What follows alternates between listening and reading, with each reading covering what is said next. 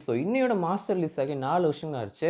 விஜய்ஸோட கரியர்ல அவர் படம் நடிக்க ஆரம்பிச்சு 2020ல மட்டும் தான் அவரோட படம் ரிலீஸ் ஆகல கோவிடால. 2021ல இந்த ஒரு படம் ரிலீஸ் ஆகுது.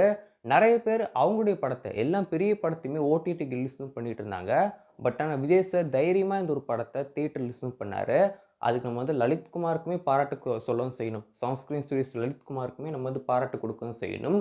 ஸோ விஜய் சார் சொல்ட்டாரே அப்படிங்கிற காரணத்துக்காக லலித்துமே இந்த ஒரு படத்த டைரக்ட்டா தியேட்டர் ரிலீஸும் பண்ணாரு. அதுவும் 50% ஆக்குபென்சில.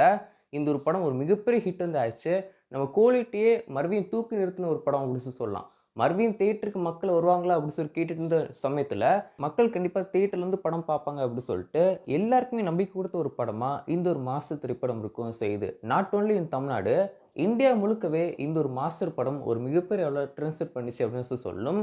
மாஸ்டர் படம் தான் விஜய் சார் இருக்கிறதுலயே வேர்ல்டு அவர வந்து ரீச் பண்ணி கொண்டு போன ஒரு படம் கூட சொல்லலாம். ஜேடி அப்படிங்கிற கேரக்டர் எல்லாருக்கும் ரொம்ப பிடிச்ச ஒரு கேரக்டரா இன்னைக்கு வரைக்கும் இருக்கவும் செய்யுது. லோகேஷ் இந்த ஒரு இடத்துல பாராட்டியிருந்தாலும், விஜய் சார் கம்ப்ளீட்டா ஒரு டிஃபரண்டான ஒரு லுக்குக்கு கொண்டு வந்து போயிருப்பாரு. அவரோட ஹேர் ஸ்டைல் ஆரம்பிச்சு, அவரோட மேனரிசம் அப்படி சொல்லிட்டு, கம்ப்ளீட்டா விஜய் சார சேஞ்ச் ஓவர் பண்ண வச்சிருப்பாரு இந்த ஒரு மாஸ்டர் படத்துல. விஜய் சார் இன்னைக்கு வரைக்குமே அந்த ஒரு காப்ப யூஸும் பண்ணிட்டு இருக்காரு. இடையில மாஸ்டர் முடிஞ்சப்போ அந்த ஒரு காப்ப லோகேஷ் வாங்கிட்டு வந்து போயிட்டாரு.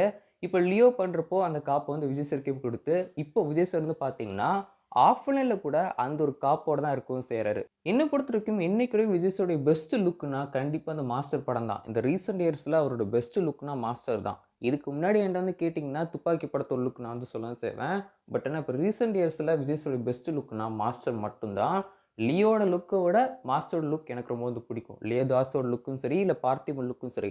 அந்த 2 லுக்க விட மாஸ்டர் லுக் ரொம்பவே சூப்பரா இருக்கவும் செய்யும். இது வந்து என்னோட ஒப்பீனியன். நீங்க உங்களோட ஒப்பீனியன் ஷேரும் பண்ணுங்க.